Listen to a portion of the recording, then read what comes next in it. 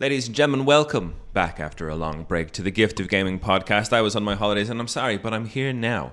On this week's episode of the Gift of Gaming podcast, we're going to look at everything that's happened since March in the gaming world.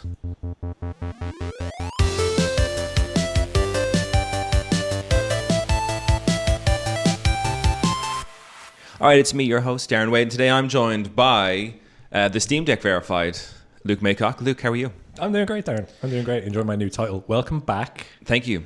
Great to have you back. It's been good. It was a nice 2 weeks in Montenegro. Lovely. Road tripping around Montenegro, which was I'd recommend to anybody. I'd recommend to anybody this time of year because I heard about nothing but horror stories of the high season. Don't go to Montenegro when it's popular to go to Montenegro. Supposedly, you'll have a bad time, or unless you love being around like loads of tourists. Then God, no, heavens no. And they had this. I remember everyone was saying that like it's really bad in their main city. Oh, one thing I love, Luke, Montenegro's a big city for cats. It's a big country for cats. Like just cats everywhere. Cats everywhere, and Kotor is the cat capital of Montenegro. I also believe it's the cat capital of Montenegro. Was Podgorica is the capital, but it's really nice. We met a man who Craig would hate this bit because we're not talking about video games, but I'm going to go ahead anyway. We met a man. Podcast, talk about whatever you want. I do what I want.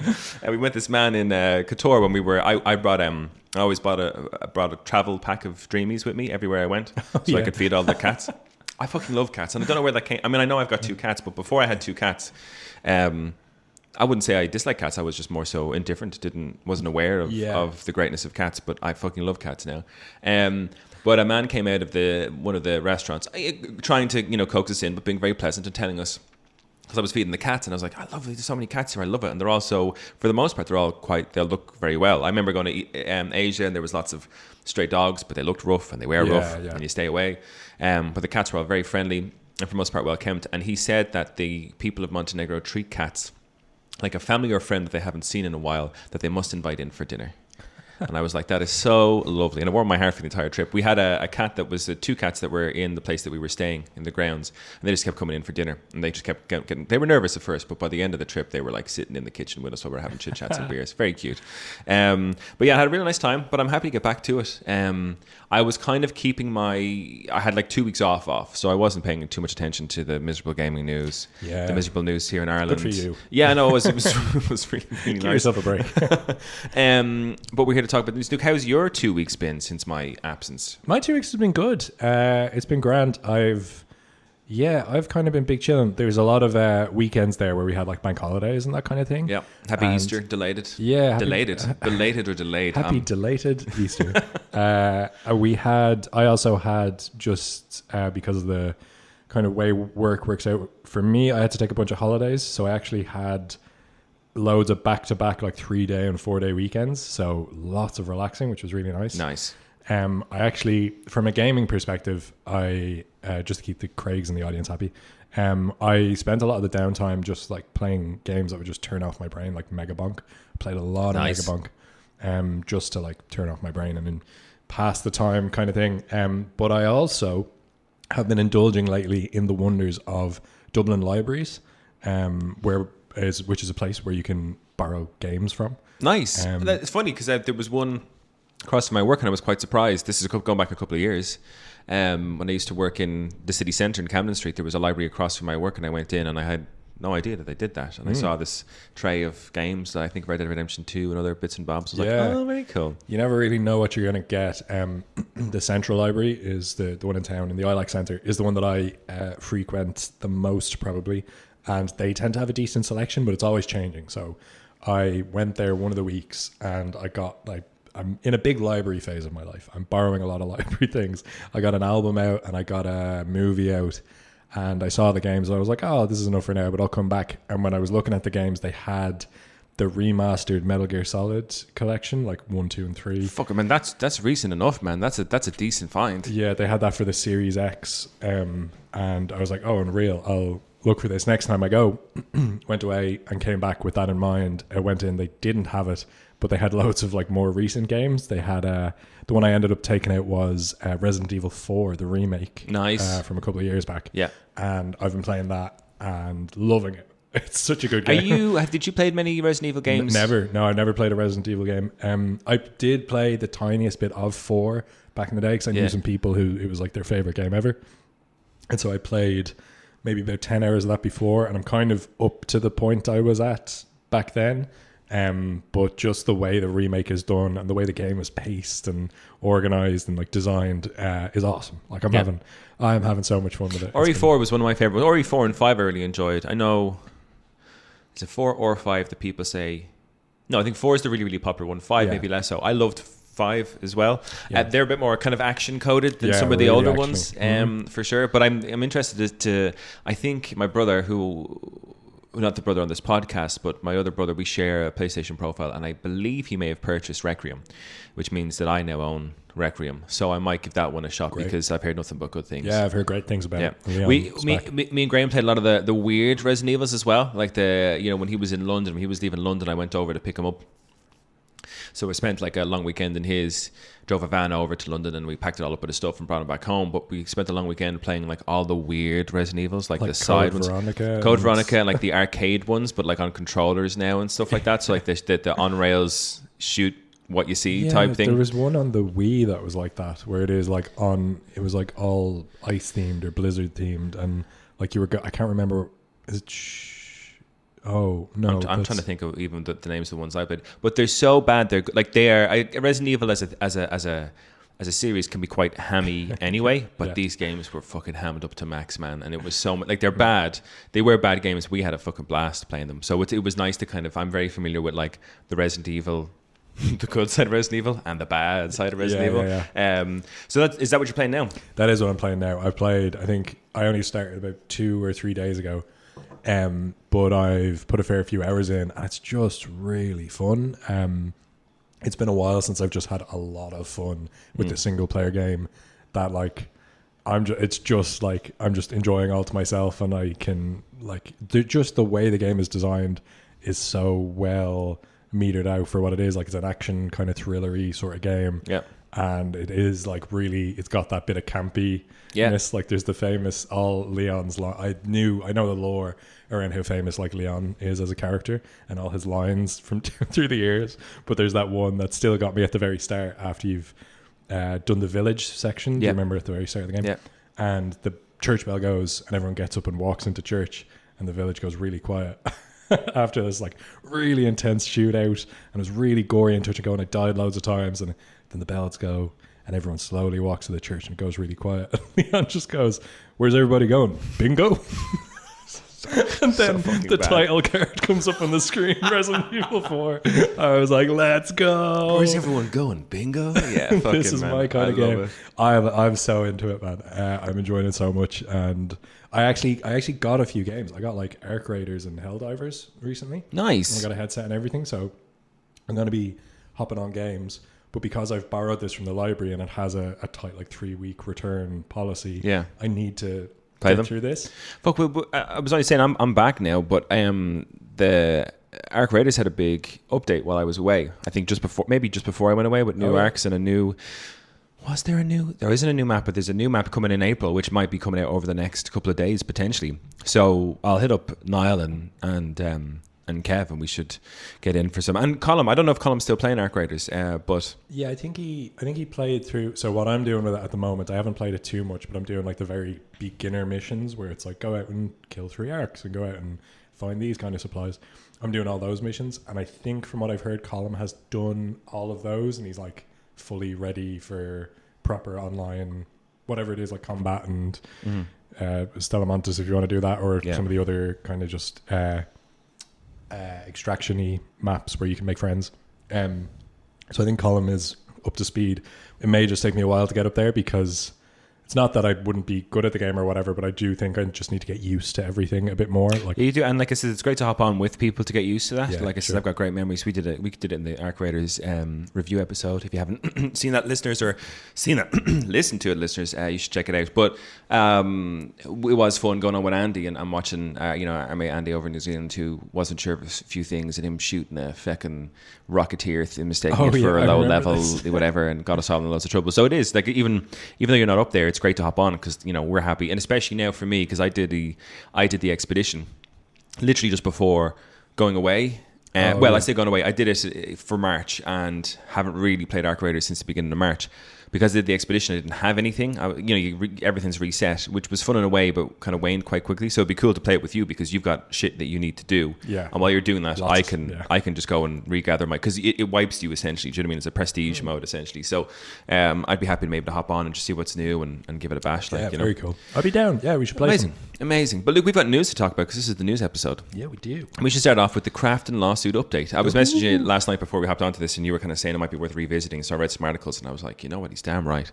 So the last time we talked about this, just to put in a little bit of perspective, these are the group that did Subnautica. Yep. And in a nutshell, before I get into this article, the three leads, the CEO and the two kind of heads beside that CEO, were all let go by Krafton under the ruse or the guise of potentially saying that they were going to self-publish, move away from Krafton, which was a breach of contract, and that they had kind of stolen or copied or sent lots of company assets through their personal devices. So it seemed like they were moving away. So they fired them, but that's what their side of the argument was. Then the CEO for Subnautica and all that kind of stuff came out, and they were like, no, we were promised a $250 million bonus if we met these sales criteria, which they were just about to approach. There was this kind of whodunit type thing, which, I mean, we had arguments for both. We kind of felt Krafton were the bad guys, but there was like, maybe no smoke without fire. We're not exactly sure. Well, let's get into it, Luke, because I've read the article and I now know. So this is coming from gamesindustry.biz by Vicky Blake from the middle of March. Bombshell judgment demands Krafton immediately reinstate ousted CEO and return his authority over Subnautica 2. Krafton's true focus in June 2025 was avoiding its financial exposure, judge says. In a bombshell ruling, a court has ordered Krafton to reinstate former Unknown World CEO Ted Gill, return control of the early access release of Subnautica 2, and extend the terms under which he and his team can secure its contentious $250 million bonus. Details of the legal complaint against Krafton Inc. by the former leadership of Subnautica 2 developer Unknown Worlds became public in July last year. The complaint concerns a $250 million bonus payout tied to revenue targets for the 2025 early access release of Subnautica 2, which the former shareholder of Unknown Worlds Entertainment, represented by Force Advisors LLC, allege owners Krafton Inc. sought to avoid paying out by delaying the game under, quote, pressure tactics. In its defense, Krafton accused the three former leaders of then threatening to self-publish Subnautica 2, quote, releasing it without Krafton's backing, marketing, promotion, or distribution, end quote. Krafton claims left it with no choice but to terminate their employment, along with allegations that Marcus McGuire, Ted Gill, and Charlie Cleveland downloaded tens of thousands of company files and emails in the lead up to these terminations. The founders strenuously deny this and claim the publisher changed its story mid-litigation about why it fired the founders and seized control over Unknown Worlds. Krafton then filed two further legal documents after the founders and former leadership team of Subnautica 2 developer Unknown Worlds successfully blocked Krafton's request for a court-ordered protective order to force the founders to turn over their devices for forensic inspection. Now, a judgment published earlier today, Vice Chancellor Will of the Delaware Chancery Court has entered a judgment in favor of Unknown Worlds founders' representatives, Fortis, claiming Krafton breached the EPA by terminating the key employees without valid cause and by improperly seizing operational control of Unknown Worlds. Quote, to remedy these breaches, Fortis is entitled to specific performance. Edward Gill is hereby reinstated as CEO of Unknown Worlds, and his period of operational control will be extended by the time that elapsed between his wrongful termination and his restoration. The July 1st, 2025 board resolution is declared ineffective to the extent it infringes on Gill's operational control right, end quote. The court now deems the firing of Unknown World's senior team as, quote, ineffective to the extent it infringes on Gill's operational control right, and warned Krafton to return Gill's authority over the early access launch of Subnautica 2. It must also immediately restore his access to his Steam platform. Frustrated by the key employee's refusal to forfeit operational control and facing a 9-figure liability, Krafton went searching for a pretext, the judge wrote. Krafton's true focus in June 2025 was avoiding its financial exposure. The new Subnautica 2 was poised to achieve a $250 million earnout, which Krafton CEO Kim viewed as a catastrophic failure. Krafton undertook Project X to either force a deal on the earnout or execute a takeover of the studio. Terminating the founders was one tactic explored and ultimately chosen by Krafton to accomplish its goal. The judge also extended the period over which the team could secure that $250 million payout, giving them up until September 15, 2026 to meet the demands of their contract and collect the bonus. As for the claim that the founders were secretly downloading company data, quote, Krafton discovered the data downloaded after July 1st terminations, placing it within the after acquired evidence doctrine. But Krafton's defense still fails. It is not proven that the data downloads constitute an independent basis for termination, the judge stated.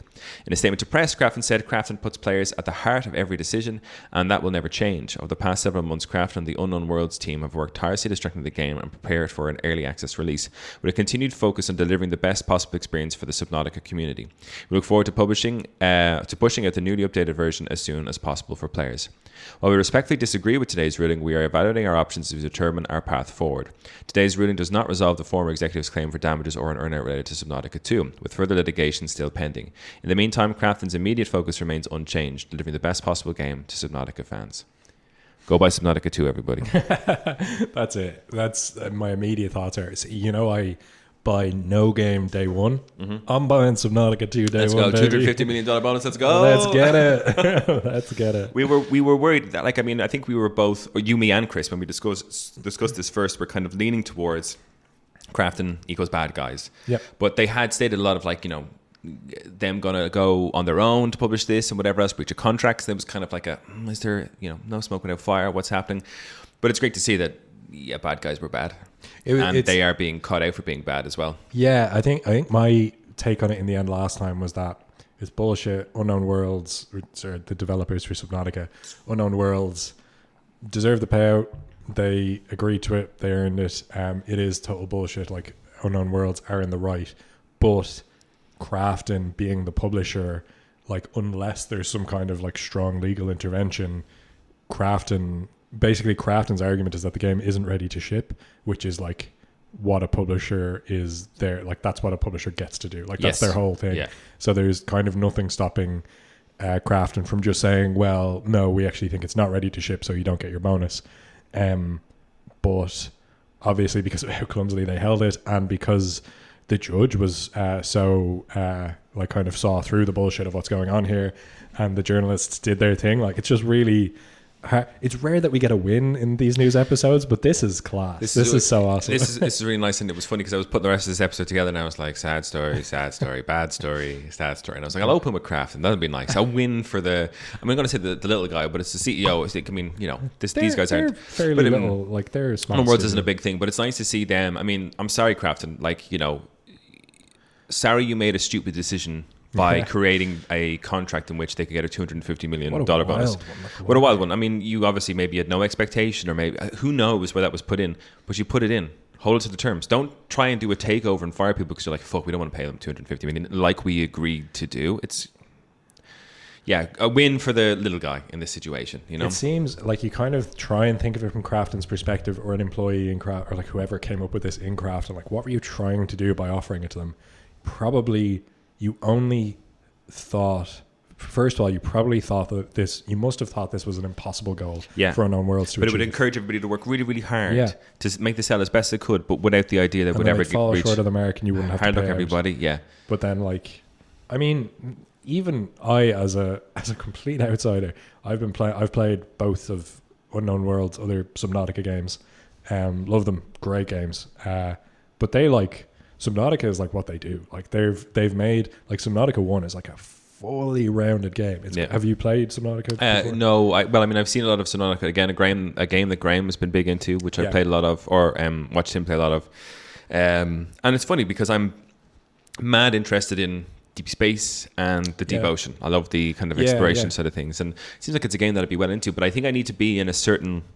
For a game like that, I think I need to be in a certain mood, and I haven't found myself in that mood over the last while. Yeah, it's good. It is good. It does a good job of dangling out the objectives at the very start of the game.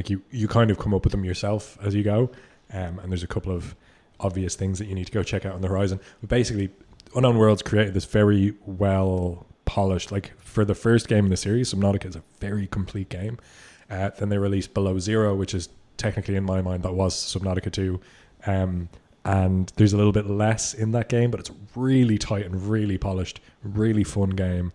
And so, Unknown Worlds have been proving that they are the Subnautica guys. They can make a really good, it's a very unique game, an underwater exploration kind of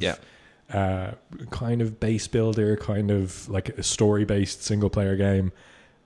Very, very specific, very niche. They're the ones who do it. So I had full faith that Subnautica 2 was going to... Like, I had a couple of problems with Subnautica Sub-Zero in that I kind of preferred the original Subnautica. I'm so confident that Subnautica 2 is just going to blow both of them out of the park. Nice. Just because they're great developers. Like, they're really good at what they do. So and deserving of their agreed $250 million bonus. Can they meet those targets? By Subnautica 2. So we'll go into our second story. Luke, this is the Nvidia DLSS 5 issues. Before I get into this, did you watch that video of the DLSS 5? No.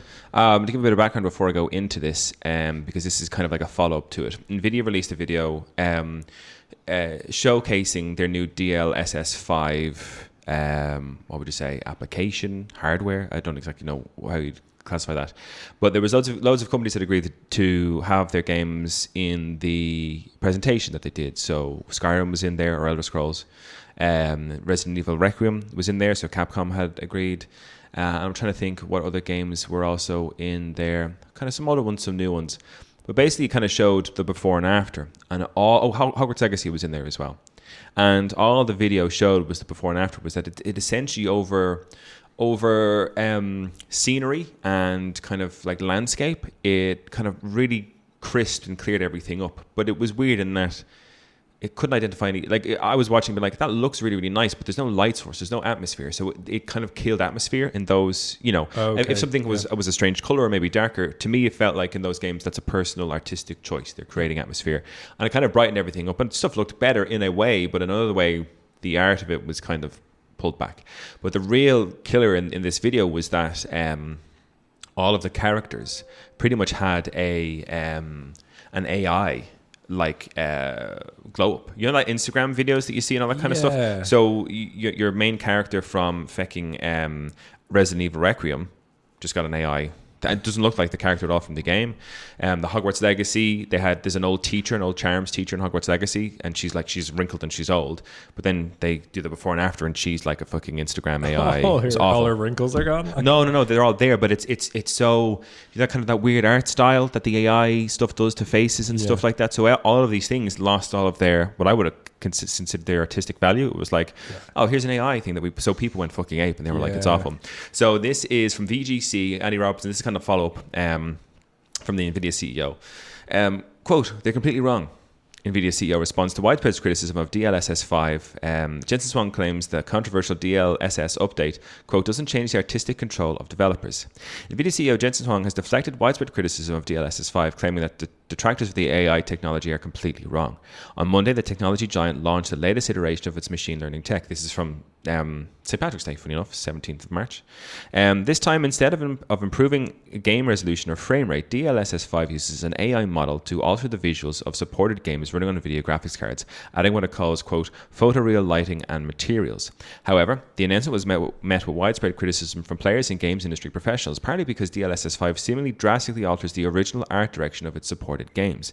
At a press Q&A with Tom's Hardware at GTC 2026, Nvidia CEO Jensen Huang has now downplayed criticism of DLSS 5 and claimed that developers will have full control over its implementation in their games. Quote, well, first of all, they're completely wrong, the CEO said.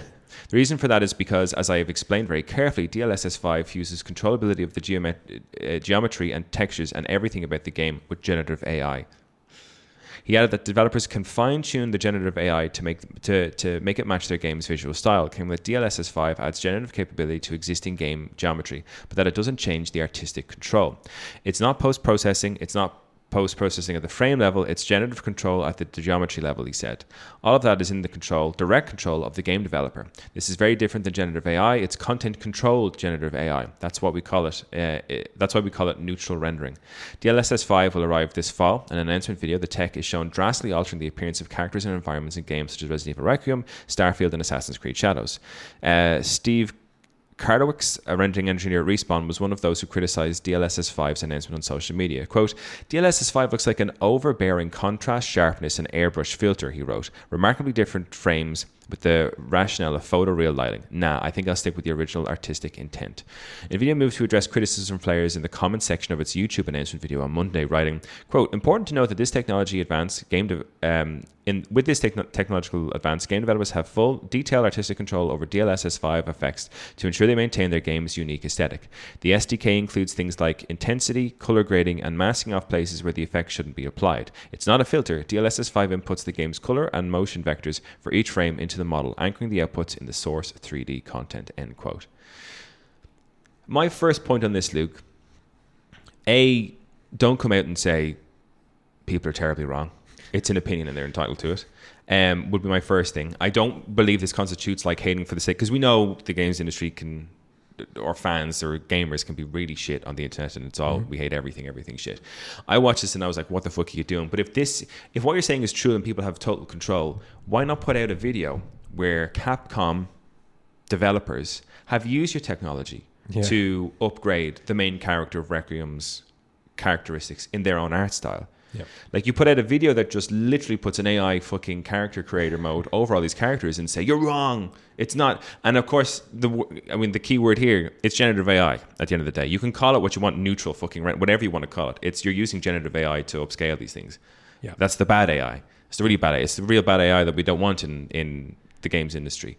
But I'm sorry, like, if you don't want that kind of fallback, then your tech demo for it should show what developers can do by allowing developers to do that for the tech demo. Yeah, it's a crazy response to come out and just be like, no, you're all wrong. And that's not what's happening. It's like with stuff that people are like seeing with their eyes. And like, obviously he and like obviously Nvidia have a very specific thing. Like, in my mind, the goal for what you described, like what they were trying to do is they're using their new kit to kind of slap an AI improvement across the game and be like, look how great this could look and does look in certain use cases.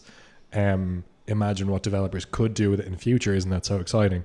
But they've not been very, like you were saying, they didn't give it to art directors or anything like that. They just kind of slapped it over. It's so tone deaf in a world that everyone's like decrying the AI use in the gaming industry, that you would bring out your brand new tech demo to just AI, like how you wouldn't give it to, like, I mean, Capcom and all these people agreed, which is interesting that they'd agreed to have their characters just AI fucking touched up. It's tone deaf across the board. All those people who allowed that to their games to be in there, for that to be done to their characters or to their artwork, to me is wrong. Like, if you agreed to it, you agreed to it because you believe it. And maybe they do believe in the technology. They've seen something that we haven't seen. Could just be a massive payout as well.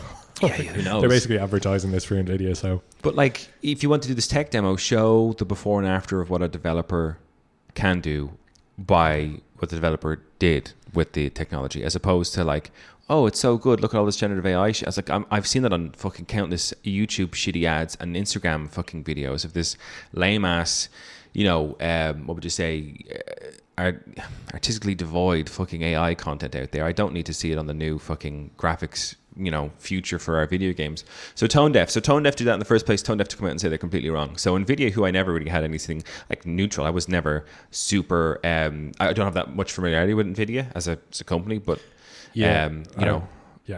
definitely try and go more AMD if I can. But they're in the bad. They're in the naughty corner now. Bad books. Yeah, absolutely.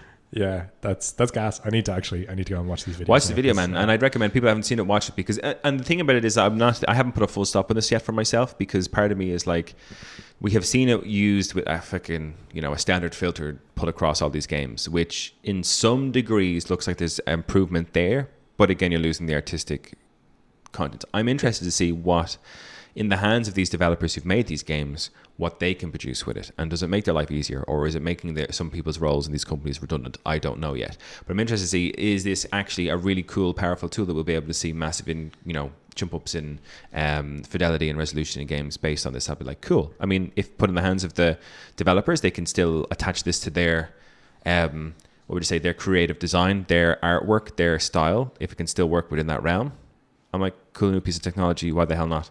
What a weird way to show it. Yeah. I think if I could just a little bit before we move on from that. Of course. I think the place that AI is going to have in games and in the arts is going to be think it is going to be more of a tool that artists will. I know this is like actually a pretty non-controversial take, or it's a pretty commonplace take, but I do really believe that you just can't replace artists. The like skill set that an artist has, like you can throw whatever kind of generative AI thing at it as you can, but it will always feel a certain level of soulless if it doesn't have like a creative touch to it. I do think there will be really shitty cases where like people use AI to create like start to finish, like script to screen shows and games, and they'll make money off of that, and that will be its own industry. But I think in terms of like the real art that's going to be made from video games going forward, I think the place that AI will be tools in the hands of people who learn how to use it, in the same way like animation once changed from all 2D to 3D animation, and people are like, oh, animation is dead. I was like, well, animation didn't die, it just the skill set changed, and all the principles and like the artistic stuff was exactly the same, but you're just using different tools to implement it. I think that's going to be what AI ends up being for the arts in future. It'll be used, but it'll be used in the hands of artists. And again, like there will be cases where people do get replaced by soulless content, but the real art will continue prevail. To be made. Yeah, I think I like so. that, Luke. That's a nice positive note. Need to have you on this more, you know. We go to our next story. Fortnite lays off 1,000 staff. You ready, Luke? You ready Sure. to jump right into this? My positive spin on this one. This is from. Sorry, I shouldn't be laughing. It's 1,000 jobs lost. I'm laughing at the fact that it's kind of a sad laugh in that this is just the news all the time now. But this is from The Guardian by Keith Stewart. Really good article. Really enjoyed this one. And this is coming from the 25th of March. So the creator of Fortnite has laid off more than 1,000 staff despite billions in revenue. Huge cuts announced this week show that truly no developer working in games is safe from corporate whims. The video game industry is currently experiencing a seemingly endless bout of ruinous deja vu. Every month, another publisher posts an all too familiar statement about job losses in its development studios. There will be airy expressions of regret and platitudes praising the skill and contribution of the imminently jobless. It is all filtered through layers of corporate doublespeak intended to disguise the human cost of downsizing. On Tuesday, it was the turn of Epic Games, creator of Fortnite, one of the most successful titles on the planet. In a note posted online, CEO Tim Sweeney announced that more than 1,000 jobs would be lost. This followed the cutting of 830 staff in September 2023. Now, I remember from reading a different article about that. I think that 830 people let go in September was 16% of the staff. So yeah, this 1,000 jobs, whatever, amounts to a massive percentage. The statement by Sweeney was a masterclass in the corporate rhetoric of regret. Quote, the downturn in Fortnite engagement that started in 2025 means we're spending significantly more than we're making, and we have to make major cuts to keep the company funded. This layoff, together with over $500 million of identified cost savings in contracting, marketing, and closing some open roles, puts us in a more stable place, end quote. He went on to blame industry-wide challenges, slower growth, weaker spending, tougher cost economics. Fortnite makes around $4 billion a year in revenue. It is the fourth most played PC game in the world. Epic Games is estimated to have made $6 billion in revenue in 2025 alone, but somehow it is spending more than it's making. Midway through his note, Sweeney tactfully alludes to the fact that one of the company's biggest costs has been its expensive legal actions against Google and Apple. Not much those developers could have done about that. Analysts will be sifting through these figures for weeks, pointing out the complex and shifting market conditions, forecasting further woes ahead. Everybody seems to know why this is happening, but not how to stop it. Games are getting more expensive to make, but growth is stalling. Companies took on too many staff in COVID because they saw a massive boost in sales and thought that nobody was ever going to go outside again. There's more competition from social media and streaming. Attention, it turns out, is a finite commodity. But what I can't help thinking is this. There are publishers spending hundreds of millions of dollars on new live service multiplayer games, then shutting them down when they don't instantly become the next Minecraft, Roblox, Call of Duty, or yes, Fortnite.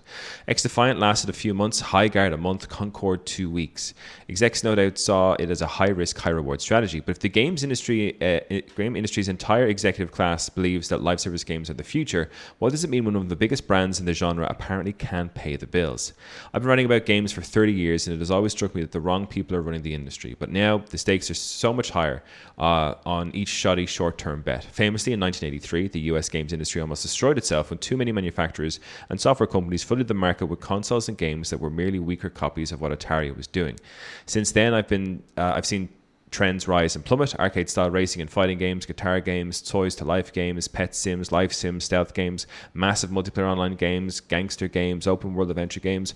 One or two successful titles, then a glut, then an audience moves on and jobs evaporate. I've seen executives move from one failure to another, almost always upwards. I see them at industry events, the same faces, the same business casual wear that screams, deep down I'm a gamer just like you. But you're not though, are you?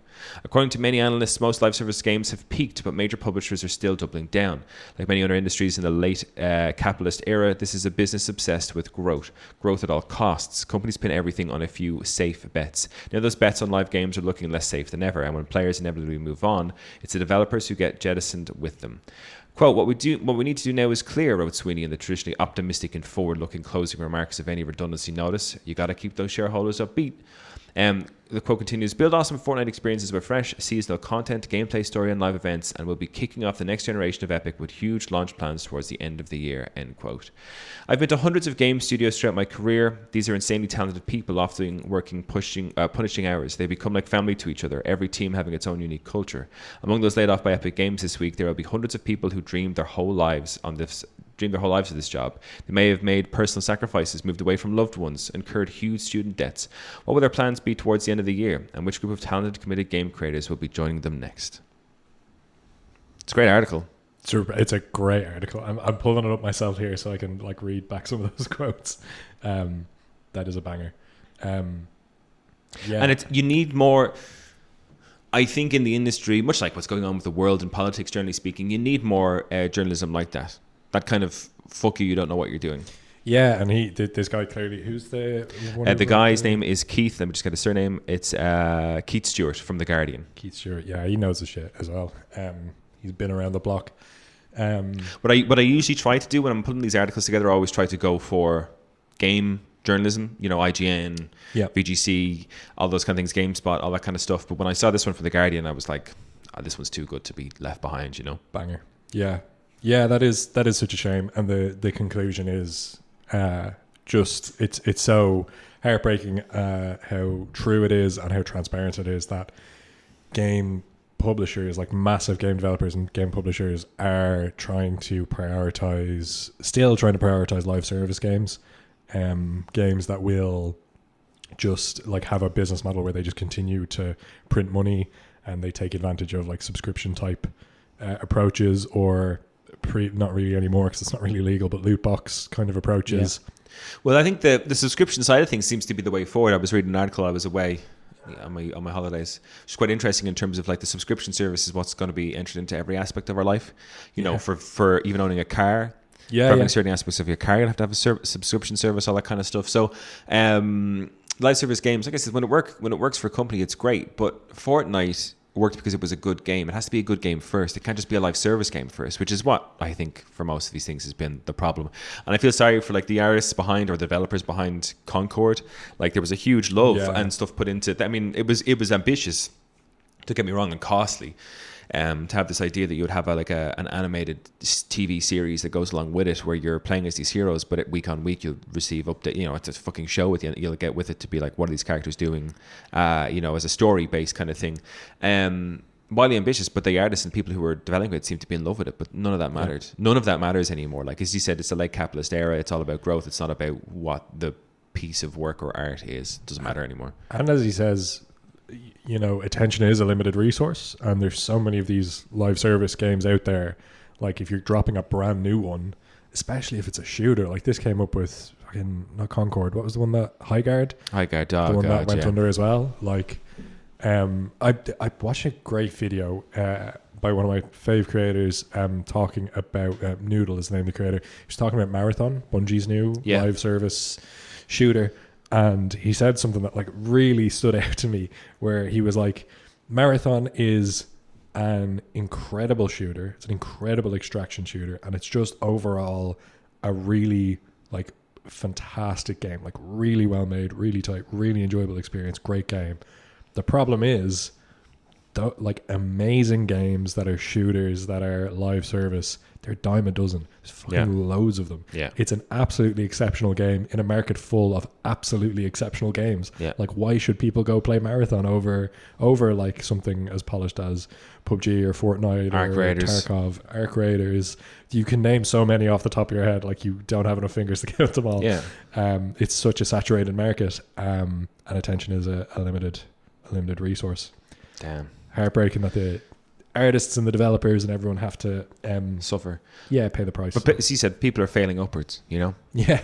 Big top people in these companies are just failing themselves closer and closer to the top, which is an outrageous way to... The companies are still extracting all the wealth. Like, they're still extracting... $4 billion in revenue last year. How are you spending more than... Like, I mean, if the problem is that you're spending more than you're making, if you're making $4 billion and you are supposedly spending more than that. Now, I'm sure they're probably saying that they're spending more on developing Fortnite than Fortnite as opposed to Epic Games, all their other bits and bobs. But at the same time, it's like, I'm sorry guys, but if you're making $4 billion in revenue, you can't come out and say we're spending more than we're making, because I don't think you've spent more than $4 billion in 2025. I don't think you did that. You know? And I think it is a case of, like, if they want to be seen to make more than $4 billion in revenue next year, they need to make these layoffs. Yeah.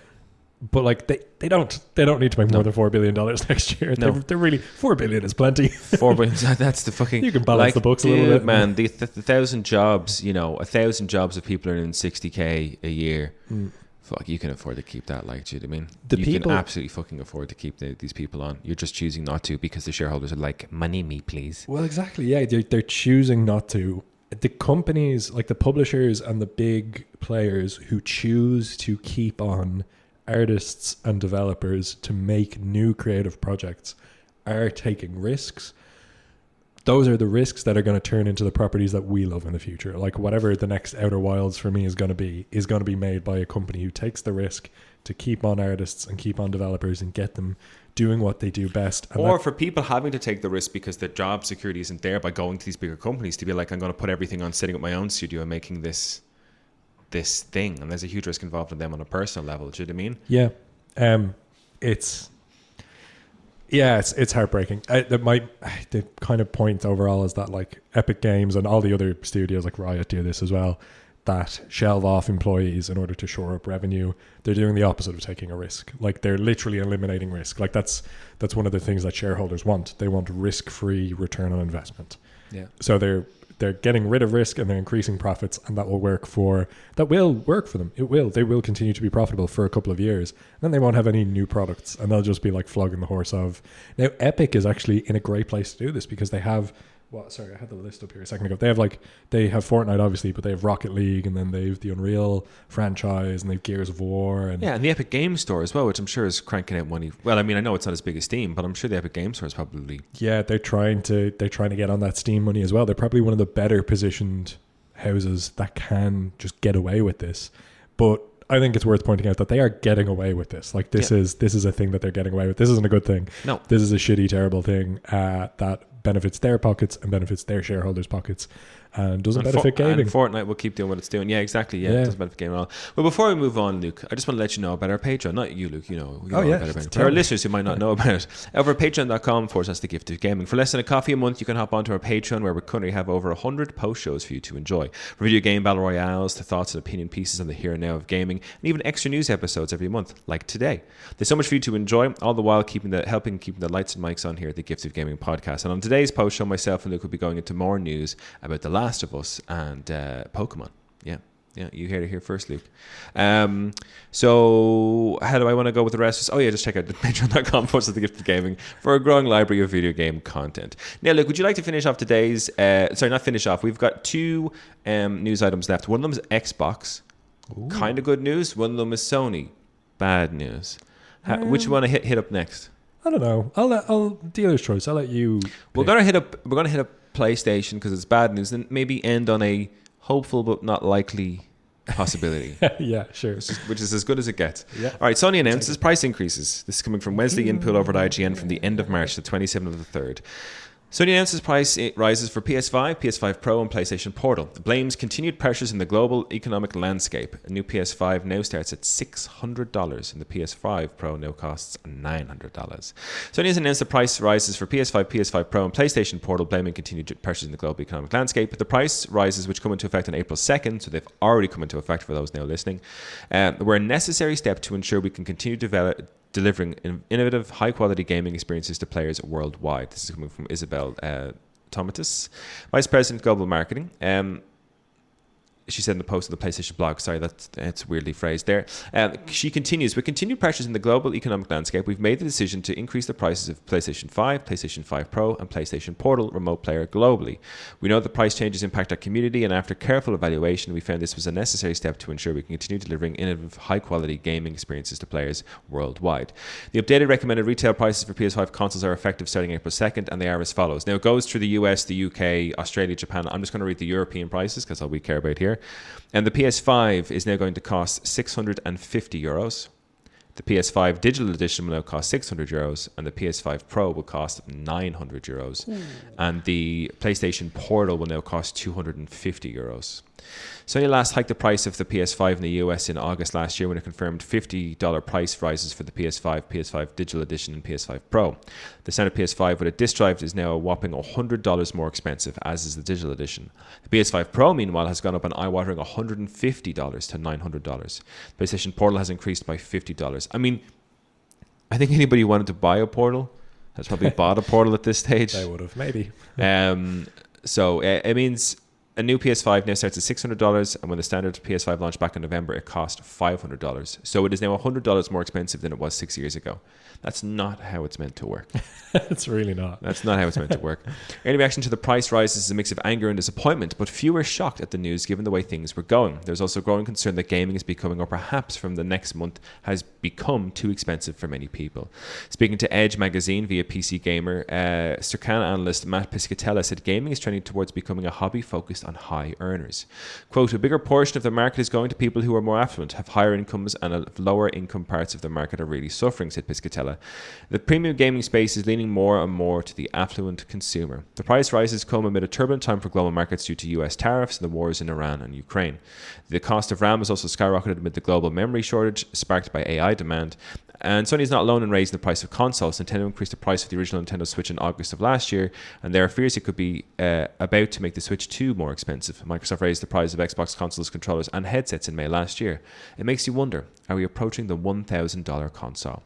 The PlayStation price rises kick in 8 months before the release of GTA 6, which is expected to drive significant sales of the current generation of consoles. Luke, are we approaching a €1,000 console? Yeah, absolutely we are. Boo, boo, hiss, boo. We sure are. Like another thing, like the RAM cost increases are... Yeah, big issue. And I think this is probably one of the knock-on effects of this. Like, yeah. It was graphics cards back in 2020 with the graphics card shortage because of crypto mining. I never could have imagined, I'd say, that I'd miss the days when crypto money only affected PC players. And I just, sorry, this is a little side note. I'm going to rag on PC for a minute here. Right? Oh, sure. Niall messaged myself and Kev have a chat for Arc Raiders, just been like, are you hopping on type thing. Niall said of Final Fantasy X last night on the PlayStation, on PC, and he kept having this green screen issue where everything went green, and he was telling us that when he looked it up, it's like there's no fixes for it. It's impossible. You have to get mods through Reddit, and I was like, that sounds like a fucking pain in the ass from a 26-year-old video game. I have no time. Chris, come on here and talk to me about PCs. If I can't just sit down and play Final Fantasy X with a green screen, I'm out of here. That's the PC experience, baby. Things break. You gotta work the problem.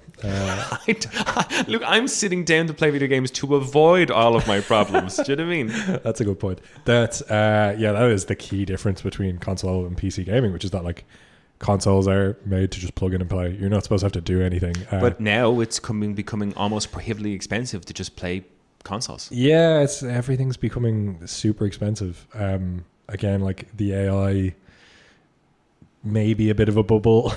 Well, there is an AI bubble for sure. But I think when it pops, I think AI will still be around afterwards. So I don't think these... But the problem with these things is that once you raise the price, you're under no obligation in the late capitalist era to reduce the price. You can kind of say, oh, we have this problem, but just because the problem is essentially gone, maybe RAM becomes more available when the AI bubble breaks. Yeah. But doesn't mean they're necessarily going to bring down the prices. Yeah, no. If it does get solved, yeah, you're right. They will only bring down the prices again if they've made a gross miscalculation and their unit sales go down drastically. And that's the only reason that they will do it. But it's the same as like housing, where like, you know, we're all talking about how expensive houses are, but they keep being that expensive because there are people out there who keep buying them in the demand that people they're need available. a house. Like, people will buy them because they need a house. Yeah, exactly. I need a gaming console, so I'm likely going to buy a game. One thing I will say, I'm very fortunate because I was disappointed by the PlayStation 5's release, but I bought a PS5 day one. I was disappointed by what was available in the PlayStation 5 Pro. This is after I purchased one, in terms of I bought the PS5 Pro. But the content-wise, in terms of what games were being built or improved for PS5 Pro, was limited when it first came out. It's improved drastically since, which is great. But I consider myself incredibly lucky now, because these things are way more expensive. And a PlayStation 5 Pro was not a cheap console to begin with, but it's now €150 more expensive than when I bought it, which to me is crazy because, almost 2 years have passed since then. That's not how these things are meant to go. Yeah. And the same with the Nintendo Switch 2. The likelihood is Nintendo will increase the cost of that by a minimum of €50 in the coming months, most likely.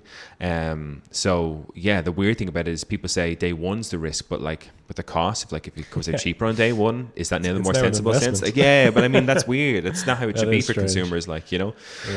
Look, we'll go on to our final, maybe more hopeful article. Xbox. I don't really like Xbox now. We haven't just been shitting on it for the last year and a half anyway. But the Xbox Games Pass could become cheaper. This is coming from Eddie McCook over at GameSpot from the end of March 23rd. New Xbox CEO could make Games Pass less expensive, report says. Asha Sharma is reportedly trying to make Xbox more enticing to a broader range of customers. About fucking time. Microsoft Gaming has a new CEO, with Asha Sharma taking over for Phil Spencer, and one big move she's reportedly considering is a change to Xbox Games Pass to make it less expensive.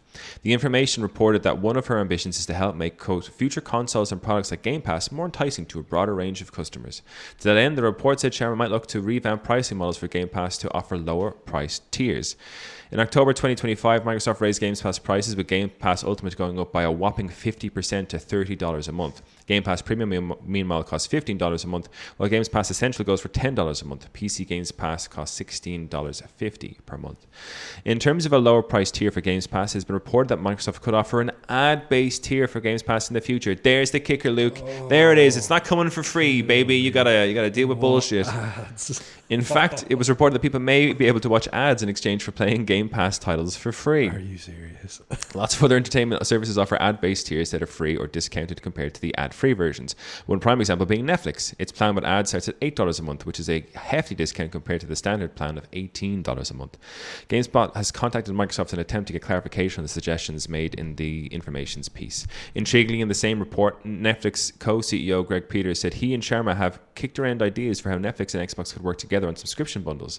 Nothing has been confirmed, but Peters said he wouldn't eliminate any possibilities. Quote, you would have to do it in a way that works for consumers and works for both companies, and frankly I think Microsoft's still trying to figure out how to make the Games Pass bundle work for Microsoft, Peters said. What I like about Ash's thinking is it's all about how do we do more, and it's already been exciting to watch. In other news, it was reported in the same piece that one of Sharma's first decisions as Microsoft Gaming CEO was to kill off the This Is an Xbox campaign. Fuck me. Jesus Christ. Which people had a lot of feelings about. The campaign was quietly scrubbed from Microsoft's website shortly after Sharma took over as the new Microsoft Gaming CEO of February. I didn't know that. That's so funny. Oh man, that was the whole thing. There's been it's probably about 3 years of that. It's being like, this is an Xbox and you're holding up a phone, or you're holding up a my God, PlayStation, so that's gone. Or something. And that was like they doubled down on that for big time. Years. Big time. Gone. Oh, what a shit show. What a shit show. I thought this was the happier of the two articles. I had to, I'll try and inject a bit of positivity into it. I had to, this isn't really, I had to buy Game Pass recently because I got, like I was saying, I got Arc Raiders and I got Helldivers, and I got them on the Xbox. They were like 25% off, which is great. And I need to play them online. So you need the Essential Pass, you whatever. need at least the Essential Pass. So I got the Essential Pass. How much is that in euros a month, if you don't mind me asking? It's $8.99. Okay. Which is... it made me long for the days of like the early days of Game Pass when it was the best deal in gaming. Yeah. Where I was literally... I kind of blew my own mind thinking about it the other day. I was like... Did a bit of a throwback. Because one of the things that I used to praise about Game Pass was...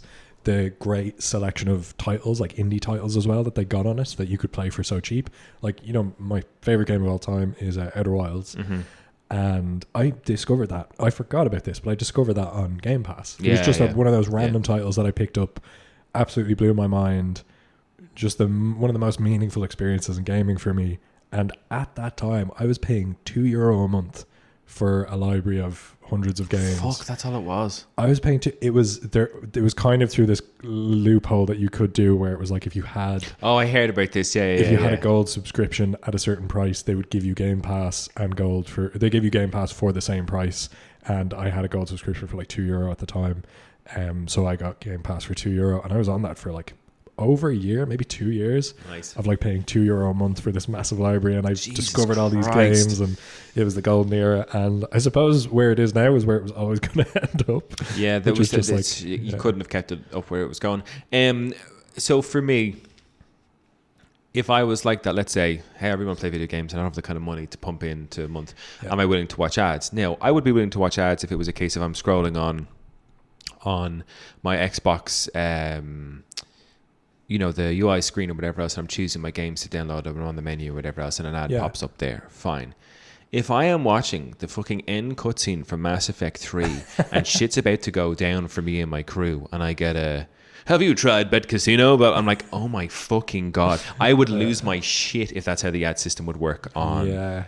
Because with TV shows, it's like that. I mean, that's exactly how TV shows existed before we ever got a subscription service. You watch TV shows online, and or on TV, and some stations would have ad-free. You know, Channel 4 I always thought was great. Me and my dad used to always watch the Formula 1 on Channel 4 because BBC had ads in the middle of the race and Channel 4 didn't. And I always remember that's how we used to watch. Was it the other way around? Doesn't BBC not have ads? Oh, maybe it was the other way around. The Channel 4 was the ad one. But now, of course, it's we pay a subscription fee. We watch it on Now TV. We watch it on Sky Sports through Now TV because it's the cheapest way to watch Sky Sports, and ad-free. Great. With TV shows, they built the shows to have an ad at certain points. That here comes your ad. It's not affecting the pacing of whatever you're watching. It's not affecting the moment. Well, I mean, in a sense, it would be, but there's points where they have the ad, you know, and it's fine. Video games aren't built like that. Like, you know, maybe in an open world thing where you're wandering around, you're fucking hunting some, I don't know, some goblins, whatever else, doesn't really matter where you get an ad. But my worry is that if I'm playing feckin' God of War and I'm fighting Thor in the most ultimate fucking battle, and I get an ad in the middle of that, I would lose my fucking shit. Like, that's why I worry about an ad-based subscription, because I'm like, I can watch the ads, but where are you putting them? Yeah, I think they'd have to pick the appropriate breaks for them to be in any way effective and not just frustrate a consumer. I imagine it's going to be a lot like the way ads work on apps, where like I use the free version of Duolingo, and like after every lesson I do, I get, or like once per day of using Duolingo, I get hit with an ad after the first lesson that I do, and it's usually an ad for like a mobile game or something like that. So you reckon, like, if you're playing an open world RPG and you get that thing like quest completed, then it gets then it jumps into an ad. Drop down to reduce your energy bills and blah blah blah. Oh, man, fuck my life. No, it would probably be they like in the same way like the ads that I get on Duolingo are for video games. Like, there are targeted ads at their demographic, so I don't know if they will be at like Discord Premium, or a lot of the time the ads that I get for Duolingo are for Duolingo Premium, like the paid version of it. Sorry, Luke, there's thoughts entering my head when we're having this conversation, and I know this isn't how they'd implement them, but I'm thinking of like ad pop-ups. Imagine playing competitive online shooters and you're in the middle of the sweatiest fucking game. I'm thinking of Arc Raiders, and you know, fucking pop up on your screen that you have to exit out of, like, you know, Jesus Christ. Yeah, there's definitely a bad way to do that. Do you remember when like online gaming was first, like Xbox Live was taken off and that kind of thing? There was this idea floated out there that games, and I think there are a few examples of this, but games would have ads in them, like like basically like imagine a game like Krafton where it's a massive city and there's skyscrapers and there's billboards. There would be real ads on the billboards. I have no issue with that. Like, I mean, in terms of, I have no issue with that. I'm an older person who understands that I'm being fed this information for nefarious reasons, you know? Yeah. So it's easier for me to say that because it wouldn't affect my gameplay. I'm not going to play through Cyberpunk 2077 and an ad for Coca-Cola comes up and I'm going to be like, oh, I got to pop myself a Coke. I'm not like that, but I understand that the effects it might have on younger kids playing video games might not be a positive experience, you know? Which is probably why they nixed that whole campaign, is because it is like very seedy. Yes. Not obviously advertisement, you know? Yeah, in that it's sense. kind of hiding itself. I just think of the Wayne's World movie. It's my choice and the choice of a new generation. So fuck. Could you imagine that? Imagine if they put like cutscenes in video games there or whatever else had to have like proper product placement. Characters are animated like using the products. That'd be fire. That'd be kind of cool. I'd find the comedy in that. Yeah, like in a very sad dystopian way. Like, look, that's been the news. Ooh, news. Always sad. Always sad. Remember, we had a few nice ones. Yeah, it was better. It's been better than some months. Yeah. But we're going to go on to talk about Pokemon and The Last of Us. They're not good news articles, Luke. Okay. But if you love feeling sad or feeling let down by the industry, check out our Patreon. Subscribe to our Patreon. Do you like having a bad time? There's never been a better time to sign up to our Patreon. You can check that out at patreon.com/gaming. Luke, thank you so much for popping on. My pleasure. And to our listeners, as always and forever, keep enjoying the gift that is gaming. Peace out.